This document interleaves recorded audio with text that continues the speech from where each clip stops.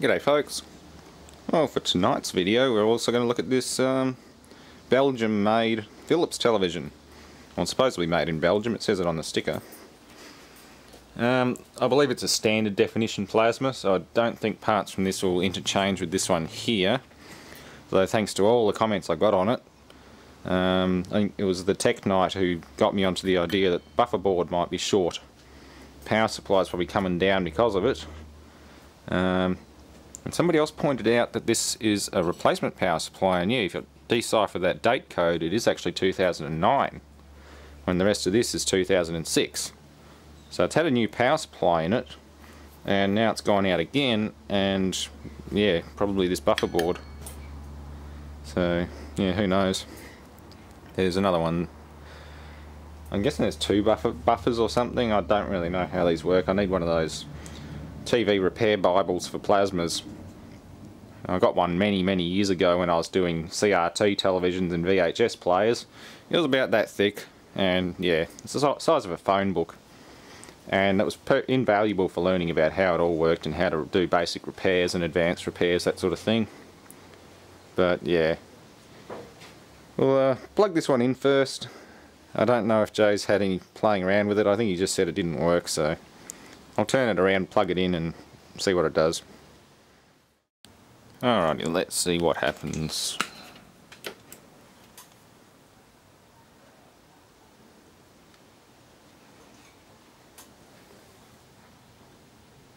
I hear relays. It's just cycling a relay.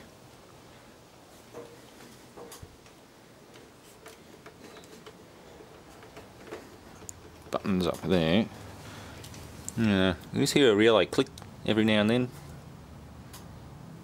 Click. Okay. God, you can see the size of the pixels on this one compared with the high definition panels. There's a big difference. It's like looking at an old CRT television compared with an LCD. Okay, back cover comes off. Okay, well this one's a bit more old school than the last one, and I can see why it's so damn heavy. We've got two backing pieces. There's a plastic surround and a pressed metal back, which is also made up of multiple pieces all screwed together with little annoying Torx screws. All of these screws are Torx, so it took forever to get it apart, so I only have one driver bit that fits them, and it's that. The other one's stripped or broken. Yeah, it's pretty big and heavy. It's got a substructure under it too, which is plastic, to keep the panel and everything together at the front. It's nice and clean, I'll give it that much. Whoever had this kept their house clean, because this thing's from 2004. It's reasonably old. It's been repaired once in 2005, which only a year later. You'd think it'd be under warranty. But then again, this Southside Electronics probably does warranty for this company. So who knows about that. Immediately I noticed these capacitors have gotten pretty hot. The plastic's all shrunk off them and they're standing up a bit higher than normal. So they're probably all due for a change out.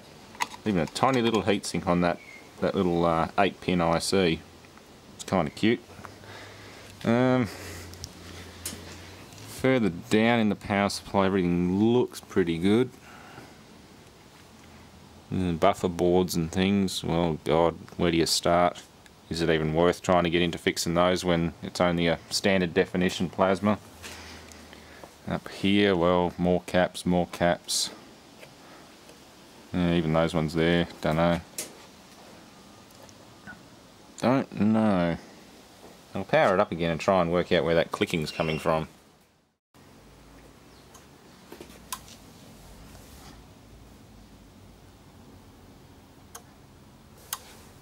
Okay, there's a green LED in there.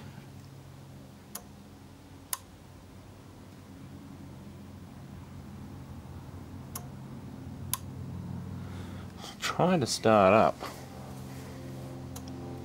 That other LED's green as well.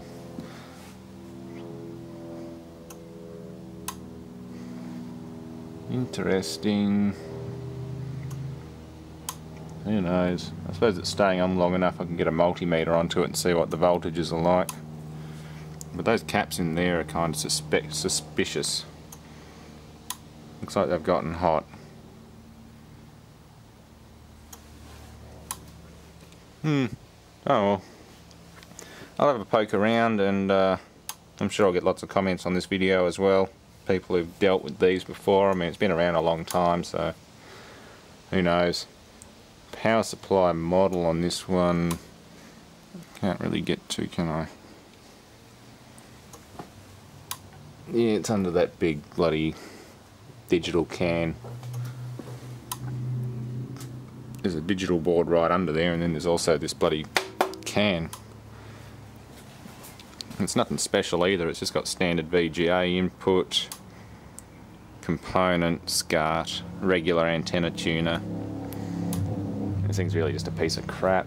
There's nothing special on it. 2003, 2004.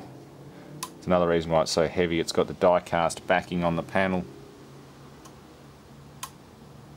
Yeah, not worth it, but I'll give it a quick try. If not, it can be parts and target practice. See if I can blow a hole through this die-cast backing with an air cannon. Yeah, it's almost like this one's just a dead power supply. I'm not getting anything off those panel test points there, like the V-scan, VE, VS, all that's dead. And nothing coming off to the module either, which is supposed to be 3 volts ground and 5 volts, and there's nothing from ground to 5 volts or 3 volts. But there's obviously enough power to run the lamps on the front panel and the standby circuit, but it's just not coming out of standby. Yeah, probably just a dead cat problem. I'll look at it when I get time. I've got work tomorrow, and yeah, I might look at it on the weekend with that other one. If not, part it out and get rid of it. Little options sticker. Yeah, what model is this?